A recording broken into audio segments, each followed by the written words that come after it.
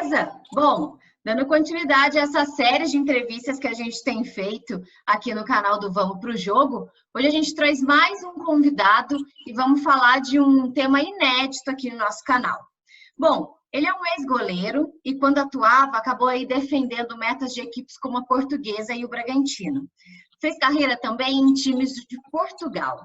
Depois que pendurou as luvas, escreveu o livro Futebol, Sonho ou Ilusão, que fala sobre os abusos sexuais e psicológicos contra jovens atletas. Hoje é palestrante e realiza campanhas com o Sindicato dos Atletas de São Paulo de prevenção e conscientização sobre o assunto. Bom, nosso entrevistado de hoje é o Ale Montrimas. Ale, obrigado por ter aceito o nosso convite. E eu já começo a entrevista te perguntando por que você resolveu escrever esse livro.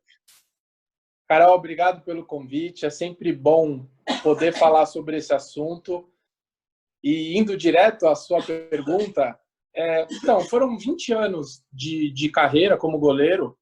Comecei na Portuguesa e passei por vários times, e times grandes e times pequenos. Times com muita estrutura, como a Portuguesa na época, que era um time que só ficava atrás dos 4 grandes de São Paulo. E também por times em que, basicamente, a gente não tinha nem o que comer. Até eu realmente virar jogador de futebol, eu passei por essas duas realidades.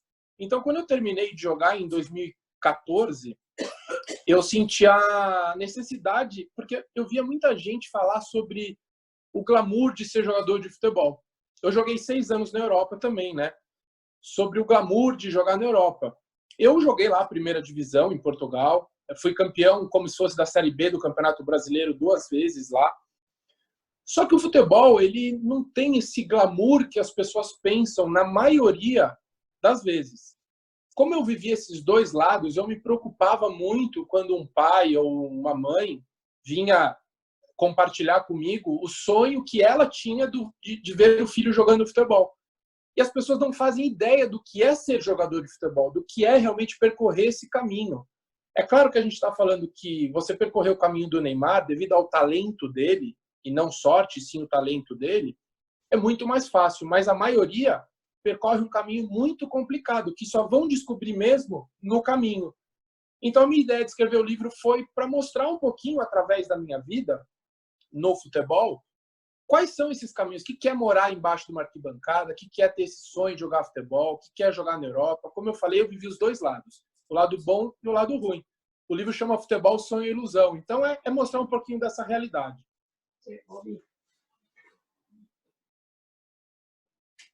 Certo, Ale.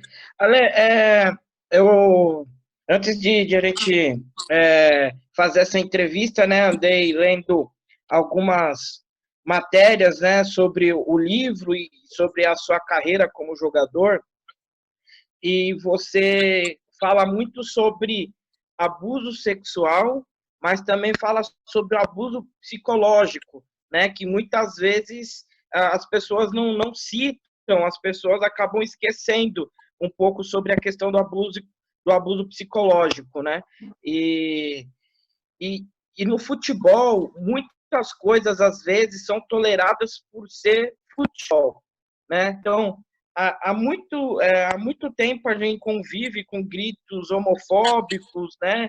Gritos racistas nos rádios. Essa realidade tem mudado aos poucos, mas por muito tempo esses gritos foram permitidos dentro do estádio, com um simples argumento de que é futebol e vale tudo. Em relação ao abuso psicológico, né?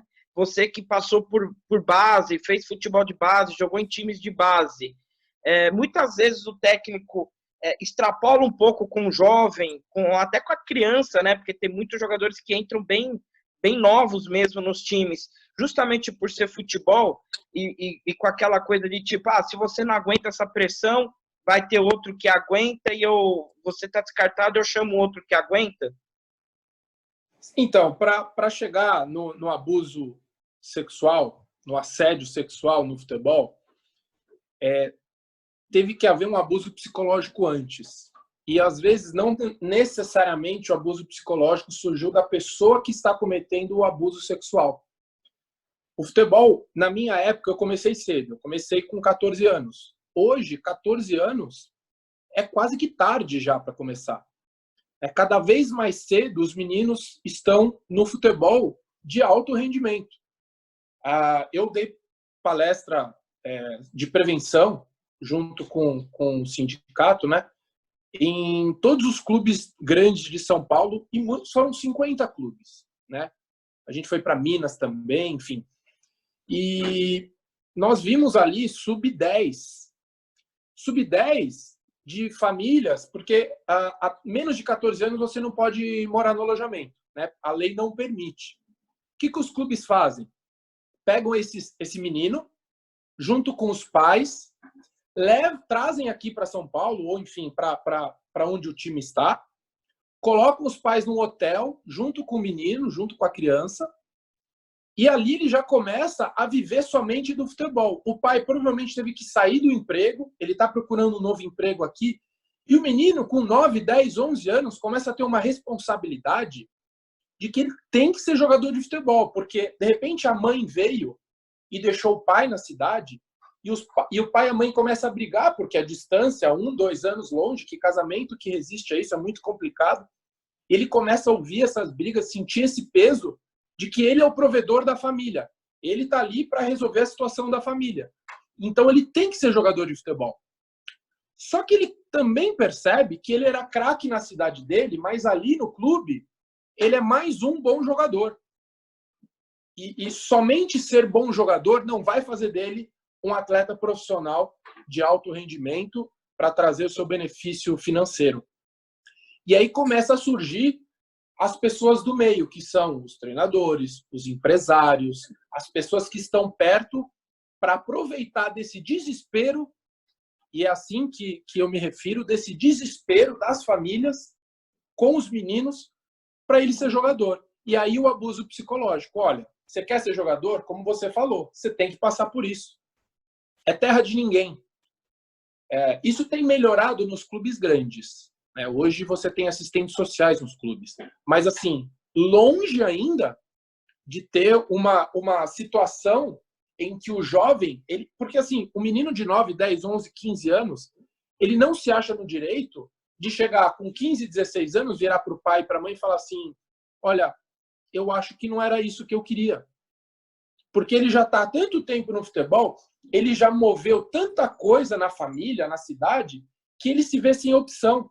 E aí, toda a situação que ele puder cortar caminho, ele vai querer cortar para ser jogador de futebol. Então, é muito complexo e muito complicado. O abuso psicológico ele é muito forte para acontecer o abuso sexual.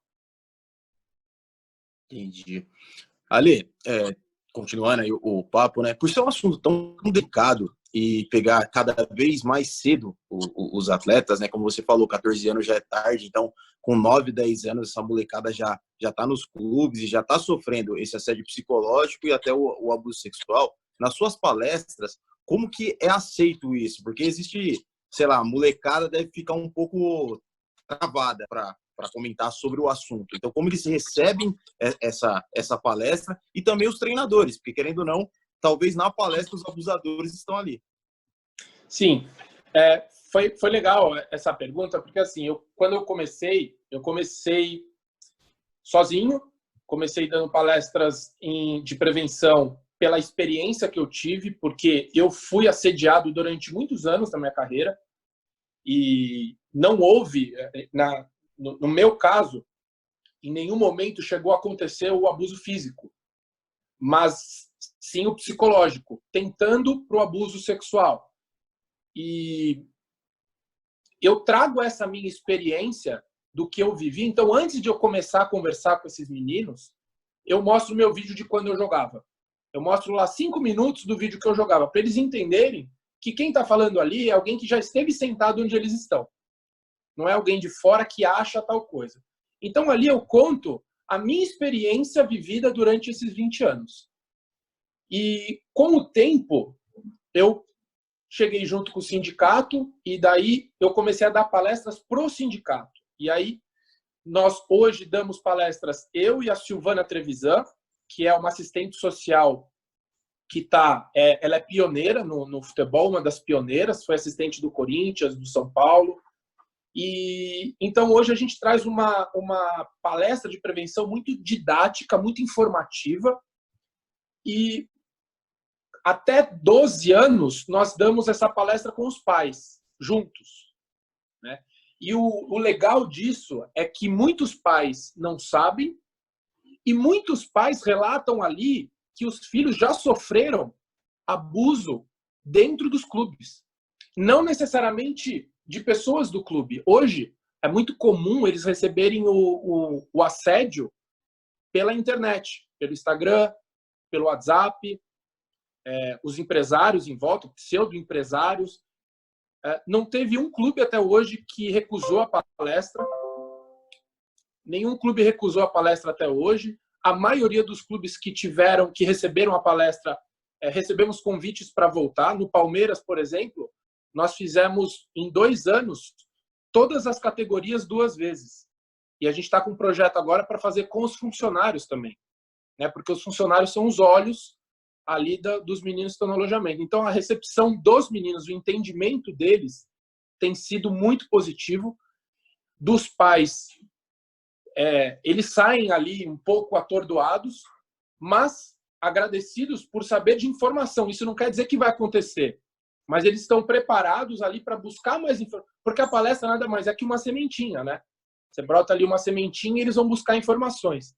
Então, assim, hoje não, a recepção dessa palestra tem sido muito positiva. Ale, queria um pouquinho que você falasse, eu já li o seu livro e nas suas entrevistas também, quando você fala sobre ele, você diz que isso é um assunto muito comum, né? Que você viveu e que você, além de ter sofrido, você conhece outras pessoas que também passaram por isso. Por que a gente não fala sobre isso? Então, Carol, realmente, a primeira entrevista que eu dei sobre esse assunto foi para a Globo, para o Esporte Espetacular, e eu lembro que eu falei muito claramente que todo atleta de futebol profissional sabia que isso acontecia no futebol. Ou tinha acontecido com ele o assédio, ou o abuso, ou ele tinha visto isso de perto, ou já tinha ouvido falar. Não é novidade para nenhum atleta. Você tira alguns atletas que ficaram cercados aí, no caso de grandes estrelas, que despontaram muito cedo, e esses atletas talvez não tenham nem chegado perto disso, mas a sua grande maioria sabe sobre isso. E depois que eu dei essa primeira entrevista, a gente acabou fazendo uma campanha junto com o sindicato, né, que estourou, e eu comecei a ligar para alguns amigos para que a gente pudesse falar disso de uma maneira mais aberta. Só que, Carol, eu acho que a gente vive num país que é machista, que para o atleta falar que ele já sofreu o abuso é muito complicado, tá? Porque ele vai ficar marcado, o primeiro que falar abertamente de nome, ele vai ficar marcado, e aí ele teria que realmente estar disposto a ajudar o próximo para isso. E muitos atletas, Carol, nem sabem que passaram por abuso. Né? Eles passaram tão cedo na carreira deles, que é o que acontece com as mulheres. Infelizmente, a falta de informação e, às vezes, a situação, a pessoa acaba se culpando. Né? Ela não se vê como vítima. Poxa, a culpa foi minha. Será que eu não podia ter impedido? Será que eu não podia ter feito diferente? E lembrando que no meio do futebol, ele não acontece como estupro. Não é a força. É através do abuso psicológico, da força superior do treinador, do empresário. Isso eu não estou nem falando em escolinhas de futebol, que aí ainda é um primeiro passo que acontece muito antes de chegar no clube. Muitos meninos que chegam nos clubes já chegam abusados através de olheiros ou pseudo-olheiros. Então eu acho que, Carol, respondendo bem sinceramente, não há uma força de vontade de CBF, sabe, do governo, para que a gente possa falar isso de uma maneira aberta e clara. Gente, isso existe. Tá? Vamos trazer essa informação, vamos debater. acontecem coisas muito pontuais, muito pequenas e acabam se esquecendo. E os casos que acontecem, sabe, não é comigo, não é meu parente, então tudo bem. Mas eu acho que é o descaso. O descaso, por isso que os atletas não se sentem confortáveis em poder falar isso abertamente. Certo. Ale, você falou aí sobre as palestras que você tem realizado, né, na base do Palmeiras e, enfim, você faz palestras em outros clubes, né, para as bases de outros clubes. E eu queria saber de você, nessas visitas, né, que você faz a esses atletas, aos locais de trabalho desses atletas, se houve alguma mudança depois do desastre, né, que a gente teve no do Urubu, porque na época houve uma comoção muito grande, né, de os meninos estarem ali dormindo dentro de um container e tal, e os clubes falaram que iam se movimentar, mas hoje já se passou mais de um ano, né, desse desastre, e a gente não fala mais de como está a condição, né, dos atletas de base nos seus locais de trabalho. Você tem notado alguma diferença? Como os clubes estão lidando com os atletas? Estão acomodando bem os atletas hoje em dia? Então, você tem clubes que têm... Depende muito da gestão do clube, tá? Depende muito do presidente que está lá e da importância que ele dá para a base. Você imagina que isso aconteceu no Flamengo, que é o maior clube do país. Os meninos estavam dormindo em container e aconteceu o que aconteceu. A gente está falando aí do Brasil, é um continente. A gente está falando do futebol, que aquele garoto que nasce numa família pobre, ele tem ali dois sonhos, ou ele sai como jogador de futebol, ou ele sai como cantor. A gente tem como estudo é muito complicado para ele, não entra. Então, assim, a quantidade de clubes que tem por aí, se isso aconteceu no Flamengo, e nada foi feito de efetivo, tá? Isso é uma coisa que até é complicado de falar, porque eu, Alexandre, não vejo mudanças realmente na base dos clubes para proteger esses meninos. E quando a gente fala proteger, não é só a parte física deles, né? Não é só o fato deles estarem dormindo em containers onde pode pegar fogo em 5 minutos. Eu estou falando em proteger o que eu falei dessa parte também psicológica desses atletas, né? Você prepara um atleta ali durante 8, 9 anos e ele, de repente, a maioria não vai virar jogador de futebol. Ele está preparado para voltar para a vida, para lidar com essa decepção? Eu conheço muitos amigos meus, mas muitos, que tentaram ser jogador de futebol e hoje têm depressão, hoje estão aí em situações de miséria. Não conseguiram entender e aceitar a derrota. Derrota não, mas o fato de terem se dedicado tanto tempo, terem feito tudo certo e não conseguiram virar jogador de futebol. Então, eu não vejo ainda... Você tem clubes sensacionais que tem aí gestores ali que realmente se preocupam com a base. E não só a parte física, mas também a psicológica. Mas a maioria dos clubes, a grande maioria dos clubes, esses meninos estão jogados ao que vier, sabe? Infelizmente, a gente está falando de norte, nordeste, sabe? Interior do nordeste, a gente está falando de sul, aqui também da capital. Hoje você vai aí na base do Sub-23, que é a 4ª divisão do Campeonato Paulista. Cara, esses meninos estão jogados, a maioria estão jogados, um dormindo em cima do outro, sabe? Comendo comidas... Teve uma situação aí que os meninos estavam aí 4 meses sem receber, passando fome. O sindicato teve que ir lá, teve que ajudar esses meninos, pagar passagem para voltar. Então, de verdade, eu vejo alguns clubes tentando resguardar os atletas, mas a grande maioria não. Esses meninos estão ao aquém do futuro. O que vier, deu, que não sabe, na sorte.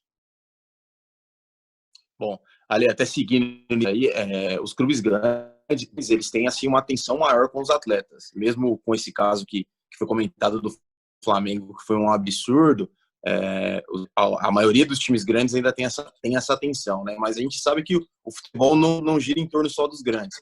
São muitos clubes com pouquíssima estrutura. Então, eu acho que caberia a CBF e as federações tomar o cuidado com o atleta, muito também nessa questão do abuso psicológico e do abuso sexual. Existe algum movimento, por mais que não é um assunto que é muito tocado frequentemente, mas eu acho que depois do seu livro, até alguns atletas meio que compraram essa briga aí, pelo menos há relatos, né? Como que as federações e a CBF estão reagindo referente a isso? Olha, movimentos existem um ali e outro aqui. Agora, se você me perguntar se existe algum movimento efetivo mesmo que está ali disposto realmente a mudar essa situação, a poder preparar o menino, o jovem, caso ele não seja jogador de futebol, ele sair dali encaminhado realmente para a vida, não existe. CBF não está preocupada, federações não estão preocupadas, os clubes estão preocupados em que aquele jogador seja jogador, que aquele menino seja jogador de futebol. Se aquele menino chegar com 20, 22 anos, ele vai sair dali e vai seguir a vida dele. Os meninos são obrigados por lei a estudar até 18 anos de idade. Passou disso, 98% dos garotos saem da escola. Quando não é mais obrigado, eles saem da escola. Então você tem aí meninos com 20 anos ali, 22 anos, 25, porque tem muitos com 25 que ainda estão tentando em clubes pequenos, né? Então, não existe um movimento realmente efetivo vindo de cima para baixo para que isso realmente seja um assunto que esteja perto de chegar a uma solução. Existem algumas reuniões, existem algumas organizações que falam sobre esse assunto. O Sindicato dos Atletas de São Paulo está sempre presente. Hoje nós somos referência quando se fala sobre abuso sexual no esporte. Nós somos referência, nós somos sempre chamados. Só que nós somos um sindicato, né? Sindicato de atletas. Quem vem com as leis, quem realmente pode fazer alguma coisa, quem pode impor regras, são as federações, são a CBF e o próprio governo. E eu não vejo nada efetivo. Tanto que o livro já tem aí desde 2015 e não tem nada efetivo, não tem um canal de denúncia que realmente incentiva esses meninos a denunciar. E eu não estou falando só do abuso sexual, do abuso psicológico também, né? Você tem hoje uma série de clubes que cobram profissionalização desses meninos, né? E muitos meninos acham, e pais, que essa é a única solução. Então, para isso, chegar no abuso sexual é muito fácil, porque esses meninos aí eles estão, na maioria das vezes, sozinhos também nos clubes. Então, está muito longe ainda de realmente ter um movimento efetivo para que seja discutido de uma maneira certa e correta a vida e o futuro dos meninos que vão seguir no futebol e a maioria que não vai seguir. Ale, nosso papo está chegando ao fim, está ótimo, mas nosso tempo já está estourando. Eu queria já te agradecer muito, muito, muito por esse papo. Eu acho que vai aí esclarecer, ou pelo menos plantar uma sementinha de curiosidade aí na cabeça de muita gente. Então, queria que você deixasse aqui para quem se interessou, para quem quiser acompanhar melhor esse trabalho, também saber mais sobre o livro, que você passasse aqui as informações de como pode te encontrar e de como pode também comprar o livro. Então, o livro, ele físico é esse aqui. Ele hoje, para vender, ele só tem no formato e-book, online, no Amazon. Eu vou deixar o endereço aí com vocês depois. Nos clubes, quando a gente vai, nós deixamos livros físicos. Físico, o sindicato disponibilizou isso. Como eu falei, isso só aconteceu, toda essa campanha, esse movimento que houve, que ainda é muito pouco perto do tamanho do Brasil, do tamanho do futebol, mas só aconteceu através do Sindicato de Atletas de São Paulo. Hoje nós damos palestra nos clubes, mas também eu, particularmente, dou palestras de prevenção, contando a mesma história. A gente muda só um pouquinho em relação para as pessoas que não são do esporte. Eu já fui em igreja, eu já fui em orfanato, eu já fui em comunidade, em escolinha de futebol. Não cobro nada para ir, vou com o maior prazer. Então, também, quem tiver essa necessidade, também pode entrar em contato. Eu agradeço muito o convite, Carol, muito, é sempre bacana falar sobre isso, ainda mais nesse momento, né, de quarentena de todo mundo. Peço aí que todo mundo tenha calma, que no fim, tudo vai se ajeitar. Valeu. Ale, obrigada. Para você que está vendo aqui essa entrevista, que gostou, curte a entrevista, compartilha com seus amigos. Como a gente sempre fala, eu acho que a gente tem que usar os veículos de comunicação, as redes sociais, para que a gente possa compartilhar boas informações e bom conteúdo nesse momento que a gente está vivendo. Fechado? Bom, a gente volta, fica ligado aqui no nosso canal e vamos para o jogo, certo, Vinícius Bacelar e Samuel Nascimento? Certo, vamos para o jogo. Valeu. Valeu, Ale. Abraço, vamos pro jogo. Valeu.